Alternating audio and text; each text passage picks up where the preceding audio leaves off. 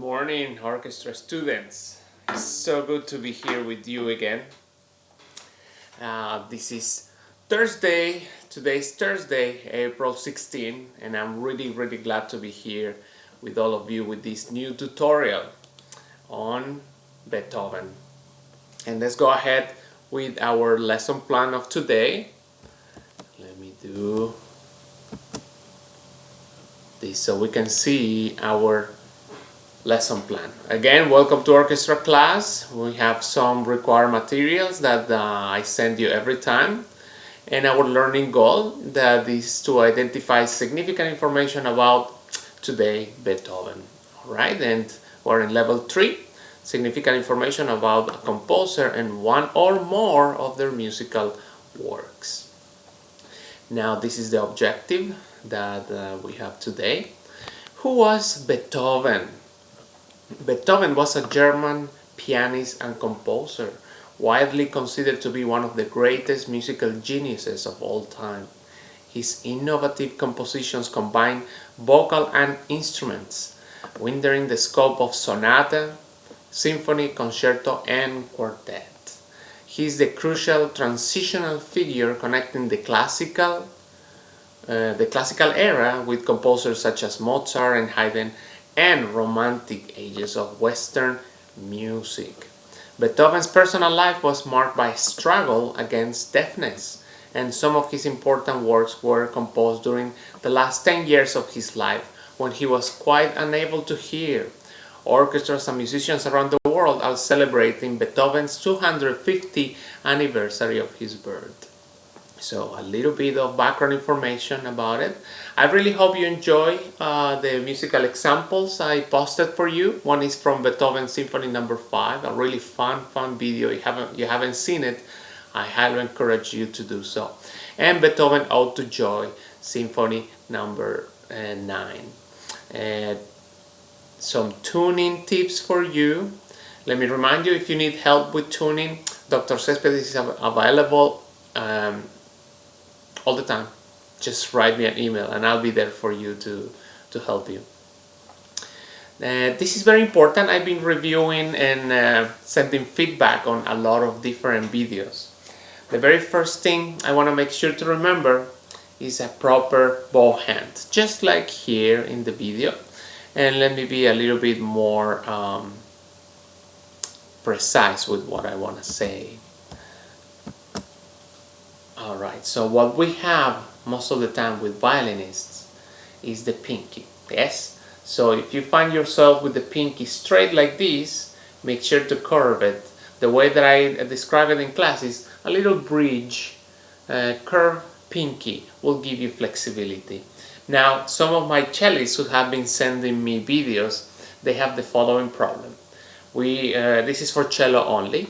The pinky, of course, goes right here, unlike violin and viola, right here. But some of my cellists are going all the way inside here. So this is the position that I'm seeing.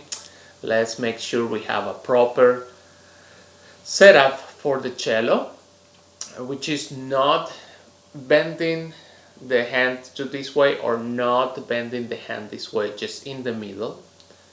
Okay, so if you would like to remind yourself by placing the fingers gently on the stick, that's what it is.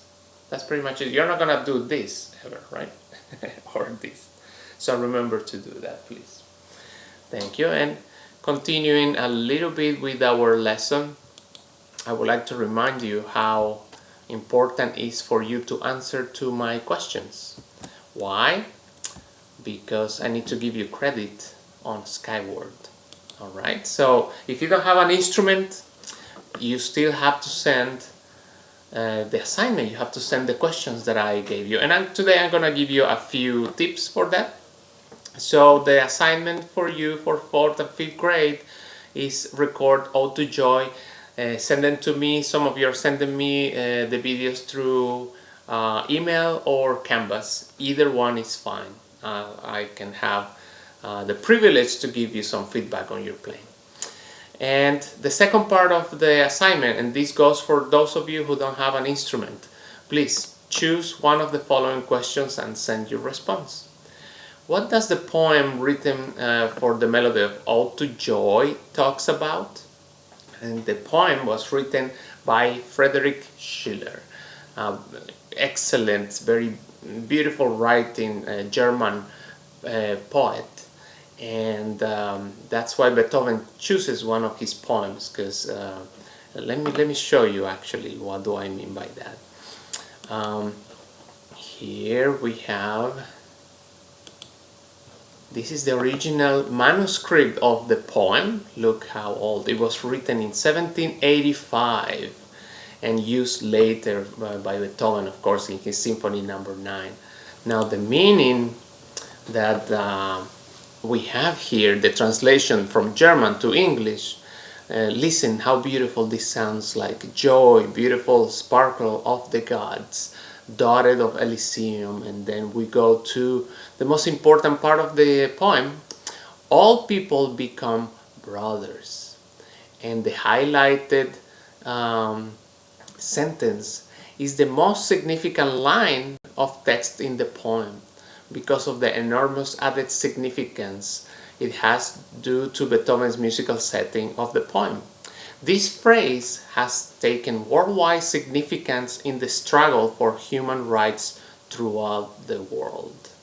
So there you go, just a little tip for you to understand why it's so important. We talk about brotherhood, we talk about being together, we talk about the significance of a human race working together towards a goal.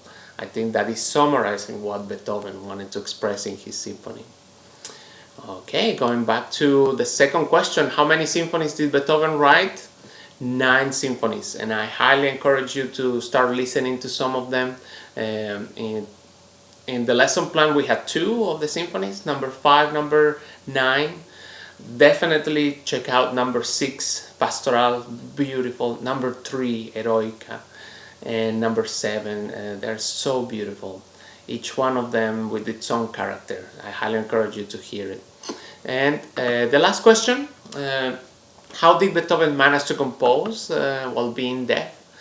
Well, there are numerous accounts of people who compose music without playing an instrument. That's what is called a perfect pitch. So you have the notes in your head. People describe it a little bit as seeing colors. Instead of hearing the notes, you hear them in your head and you know how they're going to sound like. So you don't have the need of playing it in the piano or in an instrument. A composition is being said that is already inside of one's brain. So you can go ahead and just write it down. And that's how Beethoven did it. Amazingly, it's one of those cases that, you know, being a composer, your main tool, your main instrument is your hearing. And if you don't have it, imagine that. It's like a soccer player with no feet, with no leg. It's the same thing. So Beethoven managed to do that. Now we have an extra credit here, and if you were able to do it, that's fantastic. And it's listen to Beethoven's String Quartet number 15, Opus 132, the third movement. And here is the link. And a little extra question for you. This is the Danish String Quartet performing this.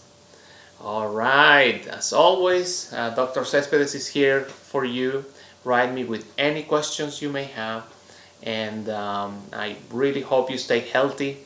Please keep in touch. I'm looking forward to tomorrow's live lesson Friday. See you all. Bye-bye.